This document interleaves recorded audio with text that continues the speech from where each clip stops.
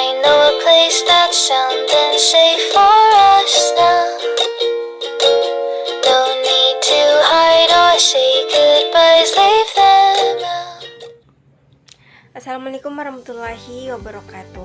Alhamdulillahirrabbilalamin. Segala puji bagi Allah SWT yang telah memberikan kita nikmat iman, Islam, serta kesehatan dan kesempatan untuk terus belajar.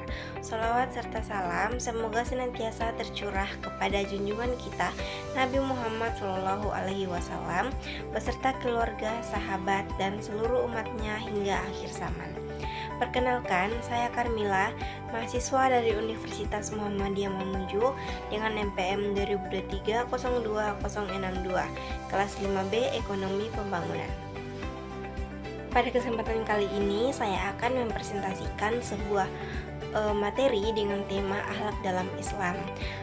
Dalam materi ini saya akan membahas 4 subtema, yaitu yang pertama pengertian akhlak, yang kedua perbedaan antara akhlak, etika, dan moral, yang ketiga sumber akhlak dalam Islam, dan yang keempat akhlak sebagai modal sosial bagi keberhasilan seorang muslim. Baik, langsung saja kita masuk ke pembahasan pertama, yaitu pengertian akhlak. Secara bahasa, kata akhlak berasal dari bahasa Arab, yaitu khuluq yang berarti budi pekerti, tabiat atau kebiasaan.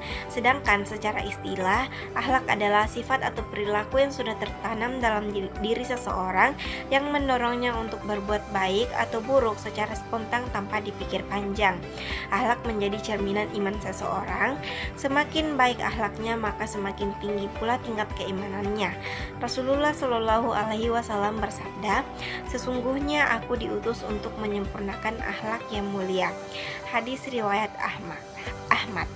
Hadis ini menunjukkan bahwa misi utama Nabi Muhammad Shallallahu Alaihi Wasallam adalah membangun masyarakat yang berakhlak mulia. Selanjutnya, mari kita bahas perbedaan antara akhlak, etika, dan moral.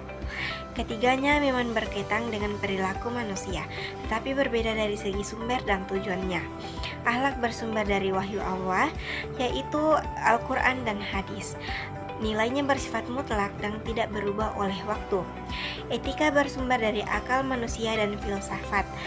Nilainya bisa berbeda tergantung tempat dan budaya. Sedangkan moral biasanya lahir dari kebiasaan atau norma masyarakat. Sebagai contoh, orang yang jujur karena Allah memerintahkan itu adalah akhlak. Orang yang jujur karena berpikir itu benar disebut etika. Sedangkan orang yang jujur karena ingin dihormati oleh masyarakat disebut bermoral.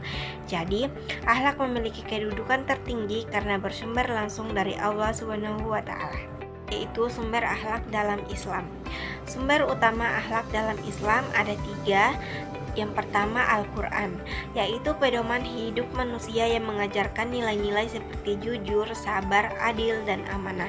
Contohnya dalam Quran surah Al-Hujarat ayat 13, Allah mengajarkan kita untuk saling mengenal dan menghormati antar sesama.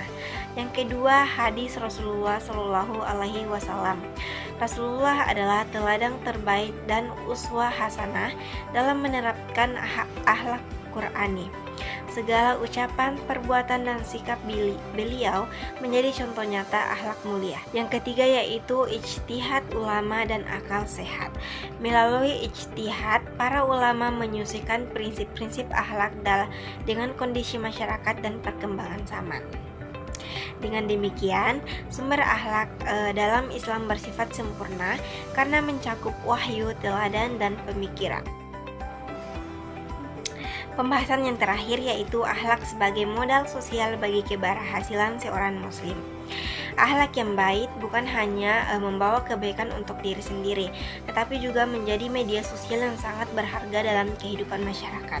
Seorang muslim yang memiliki akhlak mulia seperti jujur, disiplin, amanah, dan bertanggung jawab akan mudah dipercaya oleh orang lain.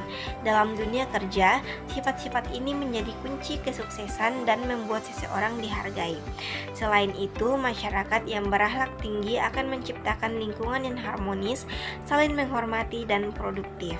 Artinya, akhlak bukan hanya ibadah pribadi, tetapi juga fondasi kemajuan umat Islam.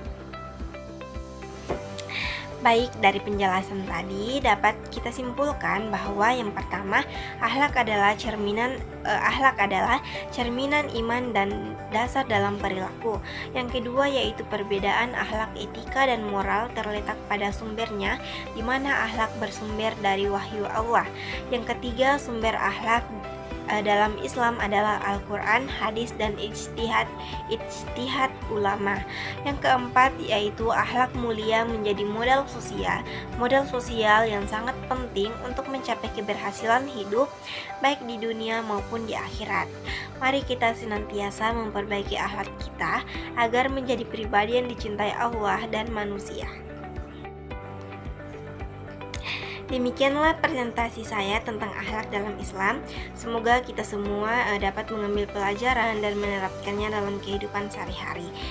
Saya mohon maaf atas segala kekurangan dalam penyampaian ini. Semoga apa yang saya sampaikan bermanfaat bagi kita semua. Terima kasih atas perhatian dan waktunya. Wassalamualaikum warahmatullahi wabarakatuh. Oke teman-teman, terima kasih sudah menonton video